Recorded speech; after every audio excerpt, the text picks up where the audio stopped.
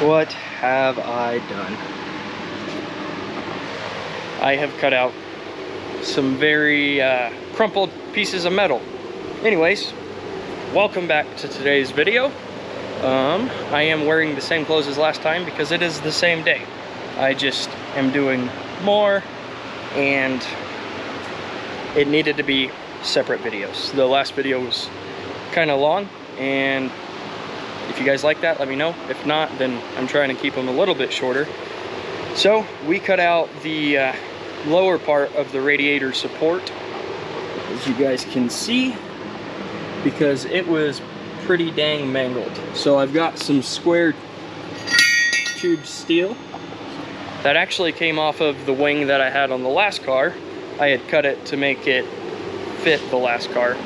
What we got to do now is get the paint removed and then clean everything up, and then we will hook up the welder, we'll get it tacked on there, and then weld it in place permanently, and that'll be a lot nicer looking and more sturdy than what was previously on there.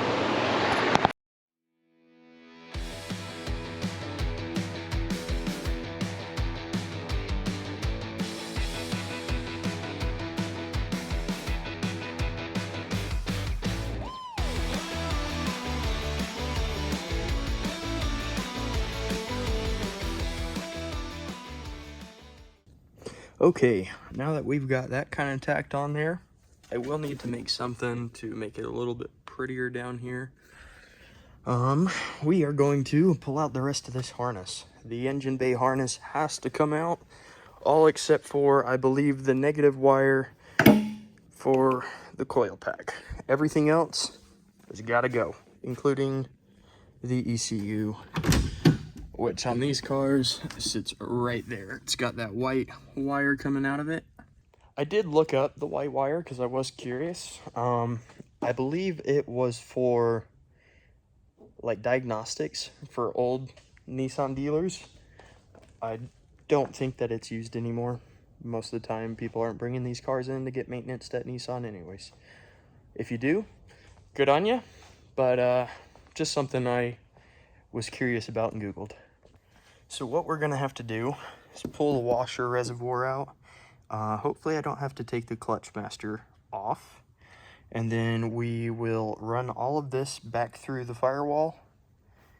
I believe it may come through this way, but I think it all goes into the cab and then out. Okay, let me show you what I have done. So you come over here, and usually you have your ignition coil sitting here, a little junction box for the distributor, and then I believe it's a resistor that goes right here for your coil pack as well. If you're doing this specific swap, the MS2 swap, then you need to keep your negative off of the coil pack for your tack. Everything else just kind of sits right there for now until I figure out what I need and what I don't. Come over here, pull the washer fluid reservoir out, and then you have your coil, not your coil, you have your ceramic injector resistors that sit right in here. Two 10mm bolts. You can see the top one goes up there, and then one down below. And then that's what these two plugs go to. You just pull those out. Disconnect all of your little fingers here for the wiring harness so it's nice and loose. And then you have part of your wiring harness right here that runs to the battery. That will have to be disconnected as well because that comes out with this harness. We come in here, turn the flashlight on, and you have to disconnect your fuel injection relay right there, and then a power wire right here, and then this is going to be for your turn signals. If you unplug that, it makes it a hell of a lot easier to get out. And then your ECU just sits right in here, along with your pull cable for your hood latch, and that just makes it just a little bit easier to go ahead and pull those plugs out. So all in all, this part took me 15-20 minutes, not too bad. Now I've just got to pull the rest of the harness through the firewall and the harness is out, and we can start cleaning the engine bay a little bit more. So I got the harness out and got a little carried away, and we took off the fenders just to find out that this side's got a little bit more rust than I would like. So that has to be dealt with.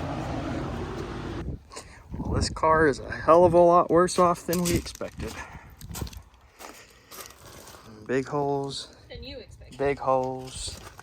Big holes. Yeah, this is okay. Not too bad. A little bit of rust. Big holes. Broken. Okay, I got a little carried away and I didn't film much of it. We started sanding, as you can see, and getting everything kind of leveled out, finding the issues that we do have, like that rust spot. We cut out the rocker itself. We will be cutting out the inner rockers. We got new ones of those, new floor pans. And we come over to this side. I just barely started on this side, so it does not look as far along as the other side. Half of the roof is done. The other half still needs love.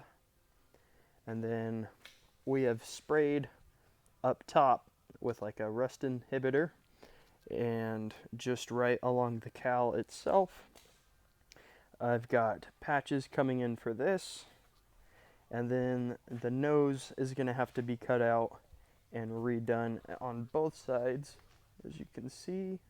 So I do apologize for kind of jumping ahead. I think that's where I'll leave this video off, because it was all over the place, and so I have no idea where I'm at. Next video you see, the whole car will be sanded, and we'll start putting in our patch panels and new floor pans, new rockers, and all that good stuff. And then timeline for the car is we're looking at 2 to 3 months before painting. Hopefully sooner, but realistically, that's kind of where we're sitting right now. I should be getting my ECU in sometime later this month or beginning of next. And then after the car's painted, we can throw everything together and get it running. Other than that, that's about it. I'm gonna get cracking on the car a little bit, get it prepped for those new panels, and I will see you next time. So don't forget, like, comment, subscribe, and come back next week for another video.